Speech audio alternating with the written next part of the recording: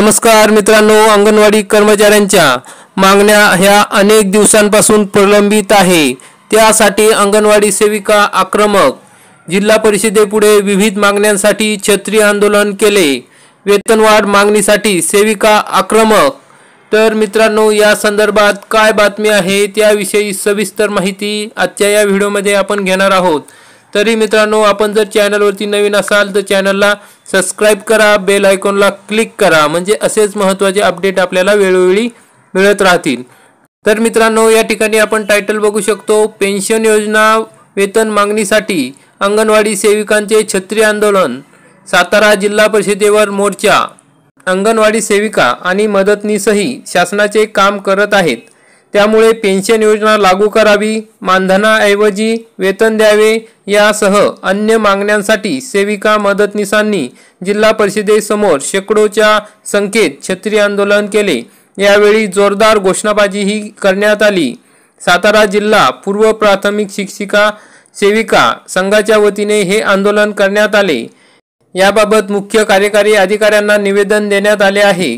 त्यामध्ये म्हटले आहे की अंगणवाडी सेविका आणि मदतनीस मागील 35 वर्षांपासून पेन्शन योजना सुरू करण्यासाठी आंदोलन करत आहेत, परंतु अद्यापही कार्यवाही झालेली नाही। तसेच सेविकांना अनेक कामे देण्यात आली आहेत, ही सर्व कामे त्या करतात, त्यामुळे त्यांना शासकीय कर्मचाऱ्यांप्रमाणे दर्जा तसेच वेतन देण्यात यावे। शासन महागाई वाढीनुसार वारंवार शासकीय कर्मचाऱ्यांना ग्रॅज्युइटी रकमेत वाढ करते, परंतु सेविका आणि मदतनीसांच्या ग्रॅज्युइटी रकमेत वाढ करत नाही। याबाबत विचार व्हावा। सेविका या अर्धवेळ कर्मचारी असून शासन पूर्णवेळ काम देत आहे, त्यामुळे शासनाने सेविकांना पूर्व प्राथमिक शिक्षिका म्हणून घोषित करावे।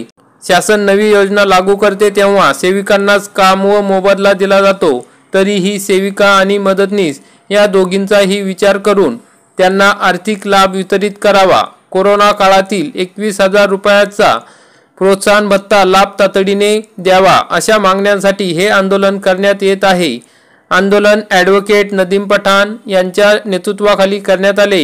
यामध्ये संघटनेच्या राज्य अध्यक्षा सुजाता रणवरे, जिल्हाध्यक्षा अर्चना आहिरे, संघटक संदीप माने, विठ्ठल सुळे यांच्यासह शेकडोच्या संख्येत सेविका मदतनीस सहभागी झाल्या होत्या। तर मित्रांनो, अशा प्रकारे या अंगणवाडी सेविकांच्या मागण्यांसाठी हे आंदोलन झाले। तरी सरकारने लवकरात लवकर या आंदोलनाची दखल घेऊन सर्व अंगणवाडी सेविकांच्या मागण्या या मान्य करायला हवेत। त्यामुळे सर्व अंगणवाडी सेविकांनी आता ठिकठिकाणी आंदोलने करण्याची गरज आहे। तरी आपण या ठिकाणी शासनाकडे सारखी मागणी करा, म्हणजे आपल्या मागण्या या ठिकाणी पूर्ण होतील।